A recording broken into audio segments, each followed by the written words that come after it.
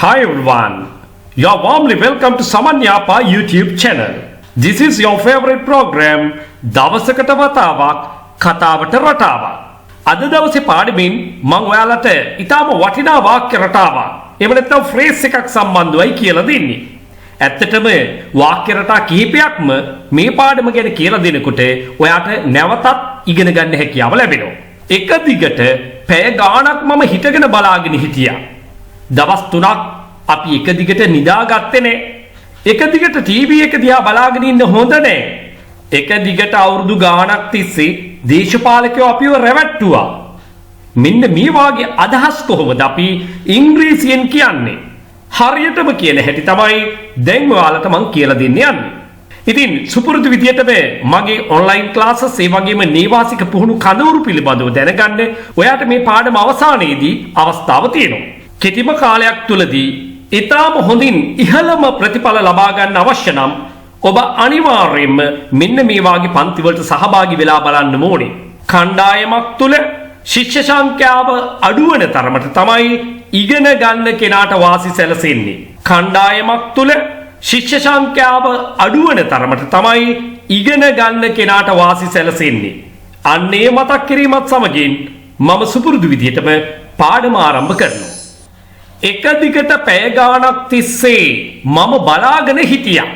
එක දිගට මෙන්න මේක කියන්නේ අපි ඉංග්‍රීසියෙන් at a stretch කියලා. at a stretch එක දිගට stretch කියනවා අතපය විහිදුවනවා. අපි දැන් exercises කරද්දී එහෙම stretch your arms, bend your arms, stretch your arms, bend your arms. ඒත් එක්කම මේ stretch කියන වචනේ තවත් තේරුම් බොහෝමයක් තියෙනවා. නමුත් මම මේ වෙලාවේදී මේ phrase එක ගැන විතරක් කතා කරන්නම්. at a stretch කියන phrase එකේ තේරුම තමයි එක දිගට. මේක අපි වාක්‍ය තුලදී භාවිතා කරන්නේ as an adverb, ක්‍රියා විශේෂණයක්සේ. without stopping, නවත්තන්නේ නැතිව. අන්නේ කියන අදහස තමයි මෙන්න මේ at a stretch කියන එකෙන් අපිට ලබා දෙන්නේ. Without stopping. I had been waiting for hours at a stretch. මම එක දිගට බලාගෙන හිටියා පැය ගාණක් තිස්සේ. එක දිගට පැය ගාණක් තිස්සේ මම බලාගෙන හිටියා. I had been waiting for hours at a stretch. For hours පැය ගාණක් තිස්සේ. එක දිගට පැය ගාණක් තිස්සේ මම හිටගෙන බලාගෙන හිටියා. නිකන් නෙවෙයි. හිටගෙන හිටියේ. අන්න දැන් අර මුලින් කියපු වාක්‍යයට අපි හිටගෙන stand in කියන වචනේ එකතු කරනවා. එකතු කරන තැනත් බලා ගන්න ප්‍රධාන ක්‍රියාපදයෙන් අනතුරුව. I had been waiting කොහොමද? stand in for hours. පැය ගාණක් හිටගෙන at a stretch එක දිගට. එක දිගට පැය ගාණක් තිස්සේ මම හිටගෙන බලාගෙන හිටියා. I had been waiting stand in for hours at a stretch. කිහිප වතාවක් මේ වාගේ වාක්‍ය කියලා හුරු වෙන්න. මම එක දිගට පැය ගාණක් තිස්සේ පොත් කියවන්න පුරුදු වෙලා හිටියා. මම එක දිගට පැය ගාණක් තිස්සේ පොත් කියවන්න පුරුදු වෙලා හිටියා. එහෙනම් අතීත පුරුද්දක් ගැනයි කතා කරන්නේ. අන්න එතනදී අපි පාවිච්චි කරන වාක්‍ය රටාව used to. used to සමග ප්‍රධාන ක්‍රියාපදයක් භාවිතා කරනවා. I used to read books for hours. කොහොමද? at a stretch. එක දිගට. I used to read books for hours at a stretch. I used to read books for hours at a stretch. මම එක දිගට පැය ගාණක් තිස්සේ පොත් කියවන්න පුරුදු වෙලා හිටියා. එක දිගට ටීවී එක බලාගෙන ඉන්න හොඳ නෑ. අපි ඔන්න ඔය විදියට චුටි දරුවන්ට අවවාද කරනවා. යමක් කරන්න හොඳ නෑ. මෙන්න මේ සඳහා අපි භාවිතා කරන වාක්‍ය රටාව තමයි it's no good. it's no good. ඉන් අනතුරු අපි ක්‍රියාපදයක් යොදනවා to සමග. දැන් මෙතනදී බලාගෙන ඉන්නවා කියලායි කියන්නේ. දැන් ඒ ගැනත් මම ඔයාලට කියලා දෙන්නම්කෝ. බලාගෙන ඉන්නවා. keep watching. keep watching. කියවීම පවත්වගෙන යනවා. ඒ කියන්නේ කියවන එක නවත්තන්න නැතුව කරගෙන යනවා. keep reading. වැඩ කරන එක නවත්තන්න නැතුව පවත්වාගෙන යනවා. keep working. යන එක නවත්තන්නේ නැතුව කරගෙන යනවා. keep going. ඔන්න ඔය විදිහටයි මේ ෆ්‍රේස් එක නිර්මාණය වෙන්නේ. එහෙමනම් මේ කියන්නේ මොකක්ද? එක දිගට ටීවී එක දිහා බලාගෙන ඉන්න එපා. දැන් එක දිගට නරඹනවා. එසේ ඒක පවත්වාගෙන යනවා. keep watching. දැන් පැහැදිලිද ඒක හැදිච්ච තාලේ? keep watching. It's no good to keep watching TV at a stretch. එක දිගට at a stretch. TV කියන වචනය කෙටි කරලා ලියනකොට ලියන්න ඕනේ මේ විදිහටයි. මේක තමයි ස්ටෑන්ඩඩ් ක්‍රමය. අකුරු දෙකම capital dots අවශ්‍ය වෙන්නේ නැහැ. It's no good to keep watching TV at a stretch. එක දිගට TV එක බලාගෙන ඉන්න හොඳ නැහැ. එක දිගට මහන්සි වෙලා වැඩ කරන්න හොඳ නැහැ. It's no good to work hard. It's no good to work hard. මහන්සි වෙලා වැඩ කරනවා. කොහොමද? එක දිගට at a stretch. It's no good to work hard at a stretch. එක දිගට මහන්සි වෙලා වැඩ කරන්න හොඳ නැහැ. It's no good to work hard at a stretch. දේශපාලකයෝ අවුරුදු ගාණක් තිස්සේ එක දිගට අපිව රැවට්ටුවා. දේශපාලකයන්ට අපි කියන්නේ politicians කියලා. politicians කියලා උච්චාරණය කරන එක වඩාත් නිවැරදි ක්‍රමය නෙවෙයි. politicians. politicians cheated. රවට්ටනවා. බොහොම පහසුවෙන් ඉගෙන ගන්න පුළුවන් ක්‍රියාපදයක් තමයි මේ තියෙන්නේ. cheat. රවට්ටනවා. cheat. cheated. රවට්ටුවා. politicians cheated us. අපිව රවට්ටුවා. for years. අවුරුදු ගාණක්. at a stretch. එක දිගට. දේශපාලකයෝ අවුරුදු ගාණක් තිස්සේ එක දිගට අපිව රැවට්ටුවා. politicians cheated us for years at a stretch. දේශපාලකයෝ අවුරුදු ගාණක් තිස්සේ එක දිගට අපිව රැවට්ටුවා. දැන් ඔන්න වාක්‍ය ටිකක් දීර්ඝ කරනවා. නමුත් මේ පාරේ අපි ඒගොල්ලන්ට හොඳ පාඩමක් උගන්වමු. ඔන්න ඔය විදියට සමාජයේ කතා වෙනවා. politicians cheated us for years at a stretch. but this time නමුත් මේ පාරේ මේ වතාවේ කියන අර්ථය ගන්න තමයි but this time කියලා යොදා ගන්න. let's teach them. අපි උගන්වමු ඒගොල්ලන්ට a good lesson. හොඳ පාඩමක්. politicians cheated us for years at a stretch. but this time let's teach them a good lesson.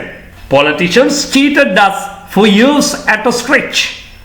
but this time let's teach them a good lesson. දැන් ඔන්න ඒ කියපු වාක්‍යයටම පොඩි අමතර වචනයක් එකතු කරනවා. අමතක නොවන පාඩමක් උගන්වමු.